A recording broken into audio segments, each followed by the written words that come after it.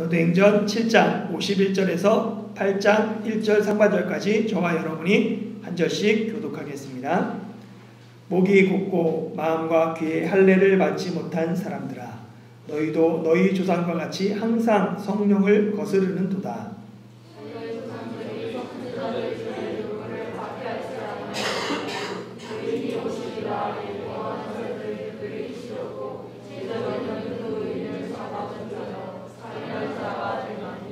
너희는 천사가 전한 율법을 받고도 지키지 아니하였도다 하니라.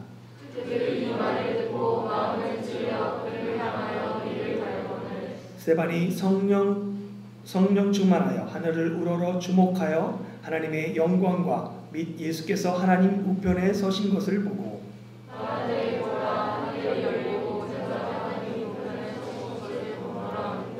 그들이 큰 소리를 지르며 귀를 막고 일제히 그에게 달려들어 성막으로 내치고 돌로 칠세 증인들이 옷을 벗어 사울이라 하는 청년의 발 앞에 두니라.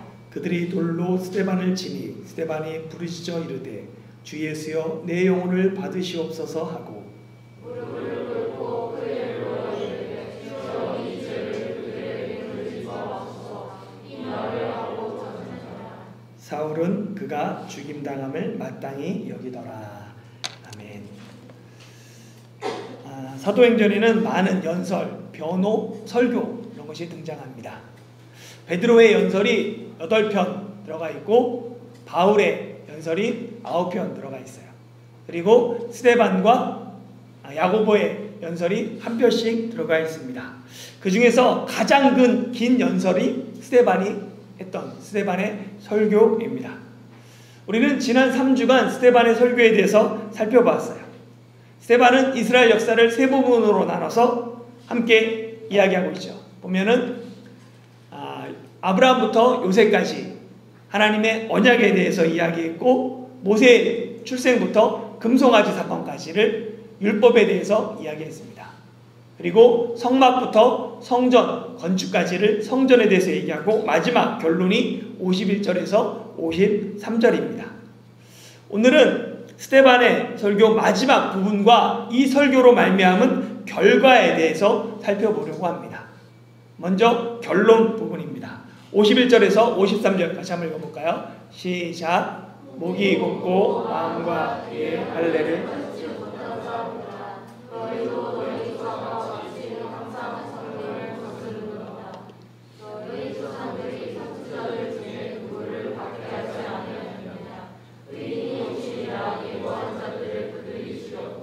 이제 너희는 그 의를 잡아준조여 살인한 자가 되나니 너희는 천사가 전한 율법을 받고도 지키지 아니하였도다 하니라. 아멘. 스데반은 공회에 참석한 사람들에게 너희가 목이 곧고 마음과 귀에 할례를 받지 못했다라고 이야기합니다. 일반적으로 어떤 사람을 목이 곧다라고 얘기하죠? 저 사람 목에 기부스 쐈어. 어떤 사람을 해요? 좀 교만한 사람을 나타날 때 이렇게 표현합니다. 그런데요, 이 헬라어 원어에 보면 교만하다라는 의미보다는 자기 욕심과 고집으로 말미암아 하나님의 말씀을 듣지 않는 사람, 하나님의 말씀에 순종하지 않는 사람, 자기 고집하고 자기 욕심이 가득해서는 하나님의 말씀에도 듣지 않고 그 말씀에 순종하지 않는 사람을 목이 곧다라고 이야기하고 있습니다. 사실 하나님께서 이스라엘 조상들에게 예전에 이런 표현을 하신 적이 있어요. 출애굽기 32장 9절에 보면 여호와께서 또 모세에게 이르시되 내가 이 백성을 보니 목이 뻣뻣한 백성이로다.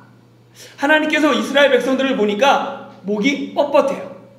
그런데 이 말씀을 하신 배경이 있습니다.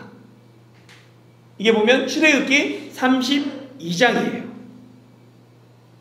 모세가 하나님의 부르심을 따라 시내산에 올라가 있습니다. 40일 동안 내려오지 않아요. 그러니까 백성들이 모세가 사라지니까 참지 못해서 어떻게 합니까? 금송아지를 만들어요. 그래가지고 금송아지를 만들고 제단을 쌓고 제사 지내며 기뻐 뛰노는 내용, 그걸 보시고 하나님께서 이 백성은 목이 뻣뻣한 백성이다 라고 이야기하는 거예요. 하나님께서 시내산에서 하나님의 율법을 가르쳐 주시고 친히 돌판에 십계명을 써서 주셨죠. 그런데 백성들은 금송아지를 만들고 하나님을 배반합니다. 이렇게 하나님 말씀 듣기를 싫어하고 하나님 말씀 지키기를 싫어하는 사람들, 그 사람들이 목이 곧은 백성이에요. 이때의 일을 기억하면서 모세가 마지막 노년에 이제 가나안 땅을 눈앞에 두고 마지막 그 후손들에게 하는 말 중에 이런 당부가 있어요. 신명기 10장 16절에 보면 그러므로 너희는 마음에 할례를 행하고 다시는 목을 곧게 하지 말라. 목이 곧은 사람이 어떤 사람이냐면 마음에 할례를 받지 못한 사람이에요. 할례는 사실 하나님의 백성이라는 표시죠. 하나님의 약속을 받은 백성이다 라는 표시예요. 그래서 유대인들은 자신들이 할례 받은 것, 육체의 할례를 자랑스럽게 여겼습니다. 왜냐하면 하나님의 약속이 있고 하나님 앞에 선택받은 민족이다 라는 것, 하나님의 약속에 참여한 백성이다 라는 것을 보여줬기 때문에 그렇습니다. 그런데 육체의 할례는 받았는데 하나님의 말씀에 귀를 기울이지 않아요. 전심으로 하나님의 말씀을 지키려고 하지 않습니다. 하나님의 언약이 빠진 육체의 할례는 사실은 껍데기일 뿐인 것이에요. 그렇게 우리는 마음과 귀의 할례를 받아야 합니다. 귀의 할례를 받는다는 것은 결국 하나님의 말씀에 귀 기울이는 거예요. 하나님의 말씀을 듣는 거예요. 마음의 할례를 받는다는 건 하나님의 말씀을 지키는 거죠. 순종하는 거예요. 많은 사람들이 듣기를 잘합니다.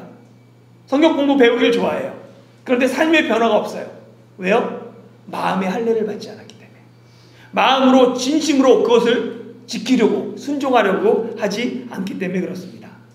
그래서 하나님은 계속해서 이스라엘을 향해 내게 나와 들으라, 나를 청종하라, 내게 귀를 기울이라, 내 말을 들으라 수없이 말씀하셨습니다. 그러나 이스라엘은 하나님의 음성에 귀 기울이지 않고 하나님의 말씀을 전하는 선지자들을 잡아 죽이기까지 했습니다. 그리고 때가 되어 선지자들이 예고한 예수님께서 이 땅에 오셨어요. 예수님도 사람들을 향해 이야기하셨죠. 내가 진실로 진실로 너희에게 이르노니 귀 있는 자는 들을지어다. 그러나 사람들도 예수님의 말에 귀를 기울이지 않았습니다. 오히려 그들은 예수님을 십자가에 못 박아 죽였습니다. 이처럼 너희의 조상들과 너희들이 너희 조상들은 선지자들을 죽임으로 성령을 거스렸고 너희는 예수님을 죽임으로 성령을 거스렸다라고 스데반은 이야기합니다. 스데반은 공회 앞에서 자신을 변론하면서 오히려 이스라엘 조상들 그리고 이스라엘을 고발하고 있는 거예요. 이스라엘이 가장 자랑하는 하나님의 언약도, 하나님의 율법도, 하나님의 성전도 모두 다 그것이 예수님을 가르치는데 우리가 지난 3주간 살펴봤던 그게 그런 내용이었어요. 그런데 너희가 예수님을 지켰다. 그렇기 때문에 너희가 천사가 전하여준 율법을 받고도 지키지 않았다라면서 설교를 끝을 맺습니다. 스데반의 이 비판은 율법에 대한 비판이 아닙니다. 율법을 지키지 않은 사람들에 대한 비판인 거예요. 이 비판을 한번 나에게 적용해 보세요. 하나님의 말씀이 문제가 있는 게 아니에요. 내가 그 하나님의 말씀을 정말로 듣고 있는가? 내가 그 하나님의 말씀을 지키려고 하고 있는가? 나는 귀와 마음의 할례를 받은 사람인가? 하나님의 말씀을 듣는 것, 하나님의 말씀을 읽을 수 있는 것 특권입니다. 그럼에도 불구하고 내가 하나님의 말씀에 귀를 기울이지 않고 하나님의 말씀에 순종하지 않는다면 바로 내가 목이 곧고 귀와 마음의 할례가 필요한 사람입니다. 하나님의 말씀이 선포될 때, 하나님의 말씀이 울려 퍼질 때 내 마음에 감동이 있고 내 마음에 찔림이 있어야 합니다. 스데반의 설교를 들은 사람들은 마음에 찔림을 받았습니다. 그저 말씀을 듣는 것에만 만족하지 않고 하나님의 말씀이 살아서 내 마음의 생각과 뜻을 찔러 쪼개는 역사가 우리 가운데도 일어나야 합니다. 스데반을 신문하던 사람들은 마음에 찔림을 받아서 둘 중 하나를 선택해야 했어요. 스스로 내가 죄인이구나 라는 것을 인정하며 스데반에게 무죄를 선언하든가, 아니면 신명기 13장에 보면 하나님 외에 다른 신을 전하는 사람, 다른 신을 주장하는 사람을 돌로 쳐 죽이라라는 말씀이 있습니다. 그래서 그 말씀을 따라서 예수라는 다른 신을 전하고 있으니까 하나님 외에 다른 신을 전하면 안 되는데, 예수가 신이라고 하니까 스데반을 돌로 쳐 죽이든가 그들은 양자택일해야 했습니다. 돌아보면 베드로의 설교를 들었던 사람들도 마음에 찔림을 받았죠. 이에 그들은 사도들에게 나와서 물었어요. 우리가 어떻게 할까? 회개하고 성령을 선물로 받으라. 그 말을 듣고 회개하며 하나님 앞에 매달렸습니다. 똑같이 스데반의 설교를 들은 사람들도 마음에 찔림을 받았어요. 그러나 그들은 스데반을 향해서 이를 갈았습니다. 우리 역시 마찬가지예요. 중간은 없습니다. 자신의 잘못에 대해 회개하며 하나님의 말씀을 듣고 순종하든가, 아니면 하나님의 말씀을 거부하고 불순종하든가, 둘 중에 하나입니다. 그리고 이 선택에 반드시 기억해야 될 것이 있어요. 하나님의 말씀을 거부하며 이를 갈았던 사람들은 마지막 날에 하나님 나라에 들어가지 못하고 바깥 어두운 데서 슬피 울며 이를 갈게 될 것이다 라고 주님께서 말씀하셨다는 것입니다. 우리들이 흔히 생각하는 생각 중에 바르게 살면 복 받는다라는 생각을 갖고 있어요. 착하게 살아야지 복 받는다라고 생각하죠. 그런데 세상을 살다 보면 때로는 바르게 살았는데 피해를 봐요. 바르게 살았는데 손해를 볼 때가 있습니다. 예를 들어서 내부 고발자라고 있죠. 공익의 이익을 위해서 조직에 속한 사람이 그것의 불법이나 잘못을 고발한 사람이에요. 그 내부에 있는 내부의 그 핵심자가 그것들을, 잘못된 것들을 고발하는 거죠. 사실은 내부 고발은 사회의 부조리를 잡고 또한 사회를 정직하게 하고 투명하게 하는 정말 귀한 일입니다. 그러나 내부 고발자들은 대부분 조직 내에서 배신자라고 찍혀서 불이익을 받게 됩니다. 1990년 국군 보안사령부의 윤석양 이병이 군대 내에 민간인 사찰에 대해서 내부 고발을 합니다. 정치인과 상관없는 1,400명의 군인들이 불법으로 사찰한 거예요. 그래서 통화를 기록하고 이렇게 한 겁니다. 맨 처음에는 부인했지만 이 폭로가 알려지면서 결국 국방부 장관과 보안사령관이 해임되고 이 보안사라는 이름이 기무사라고 바뀌는 계기가 되었어요. 그러나 이 윤석양 이병은 특수 군무 이탈로 부대로 못 돌아가고 수배를 받게 되고 2년간 도주합니다. 그리고 나중에 체포되어서 군사재판에서 2년형을 실형을 선고받게 되죠. 몇 년 후에 1992년에는 이지문 중위가 군부대에서 부정투표를 내부 고발합니다. 이로 말미암아 중위에서 2등병으로 강등되고 파면돼요. 그 후에 4년의 재판을 통해서 이 파면 처분 취소 확정을 판결받아서 회복해가지고 중위 신분으로 전역하게 됩니다. 그래도 이와 같은 사회적 파장이 워낙 큰 사건들은 결말도 알려지고 어떻게 됐는지도 알려져요. 그러나 대부분의 내부 고발자는 내부 고발 후에 어떻게 됐는지 알려지지 않습니다. 사람들이 관심이 잘 없어요. 그래서 한 번은 내부 고발자들의 그 후의 삶을 추적한 그런 기사들이 있었습니다. 보니까 대부분 뭐냐면 조직에서 쫓겨났어요. 그리고 내부 고발자, 배신자라는 꼬리표가 붙어서 취업도 못하고 힘들게 사는 경우가 대부분이었습니다. 이처럼 현실에서 바르게 산다고 복받지 않습니다. 오히려 불의와 타협하고 모난 돌이 정맞는다라는 말처럼 모나지 않게, 튀지 않게 그냥 둥글둥글하게 그렇게 사는 것이 인정받고 성공하는 경우가 더 많습니다. 그럼에도 불구하고 그리스도인은 바르게 살아야 합니다. 우리에게는 이 세상이 끝이 아니라 영원한 하나님의 나라가 있기 때문에 그렇습니다. 설교자가 하는 착각 중에 하나가 바르게 설교하면 반드시 좋은 열매가 맺을 것이다 라는 기대가 있어요. 사실 착각이죠. 스데반의 설교를 통해 회개한 사람이 있습니까? 한 사람도 없어요. 스데반의 설교가 잘못됐나요? 스데반은 성령과 지혜가 충만했고 성령의 충만함으로 설교를 전했습니다. 그렇게 우리는 스데반의 설교를 통해 회개하는 사람이 일어나겠지, 공회가 자신의 잘못을 돌이키겠지 라고 기대해요. 그러나 성령 충만의 결과가 꼭 긍정적인 결과로 나타나지 않습니다. 성령에 충만했음에도 불구하고 낙담되는 경우와 원치 않는 결과, 생각지도 못한 고난, 환난이 기다리고 있습니다. 참담한 결과, 그것이 스데반을 기다리고 있었죠. 당연히 그러면 스데반이 실망해야 됩니다. 낙심해야 돼요. 하나님 어떻게 이럴 수가 있죠? 그런데 스데반은 낙심하지 않습니다. 오히려 자신을 향해 일을 가는 사람들을 향해서 다시 한번 담대하게 증언합니다. 54절 55절 읽어볼까요? 시작.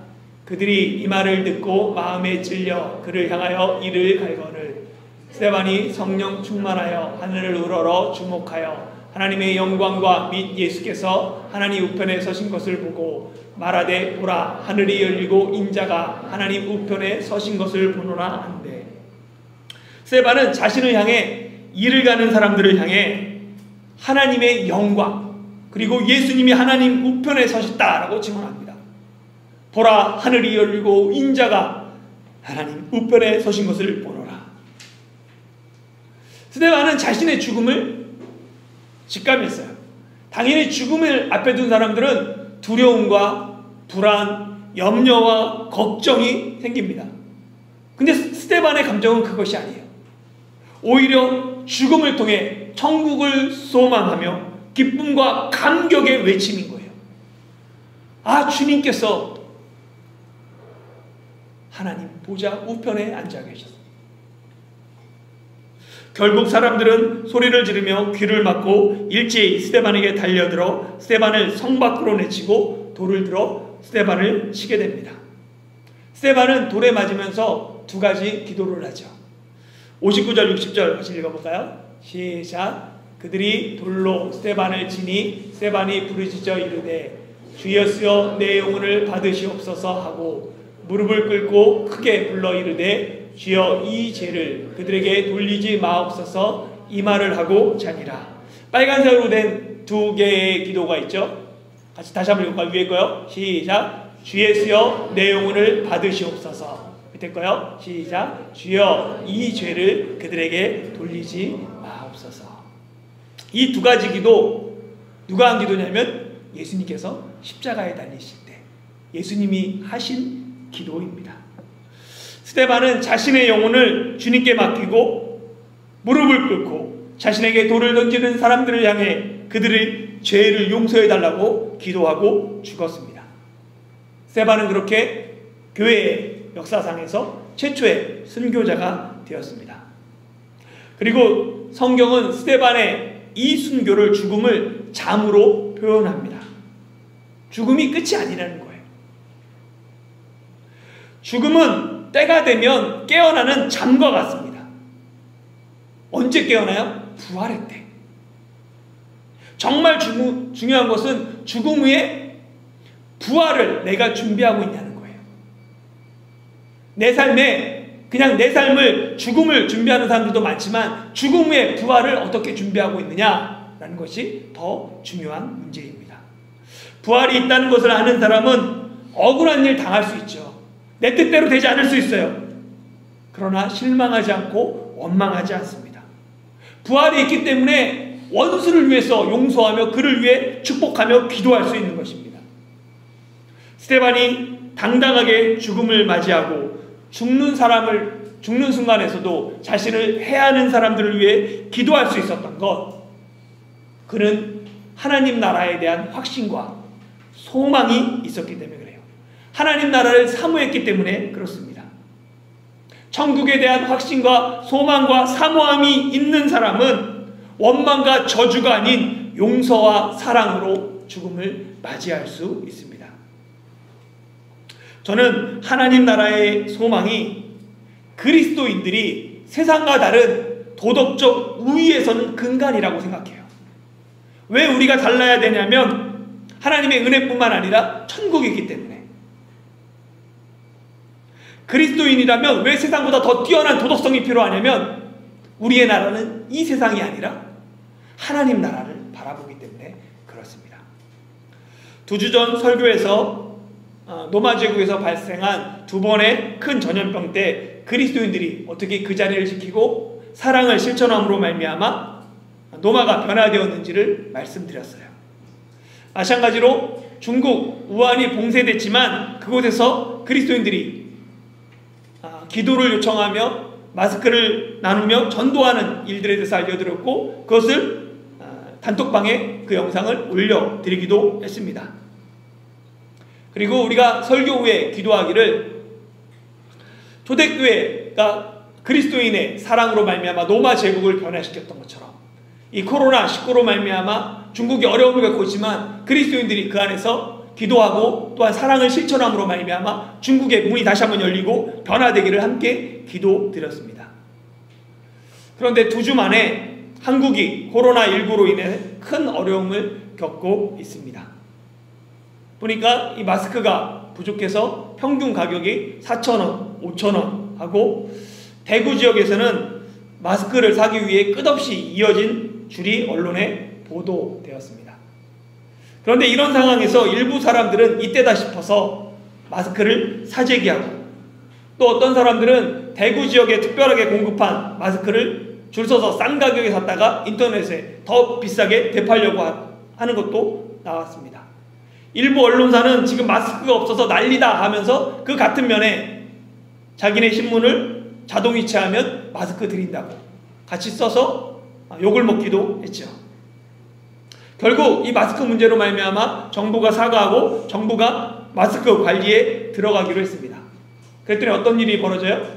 사재기했던 사람들이 급하게 인터넷에 마스크를 내놓고 있는 그러한 상황입니다.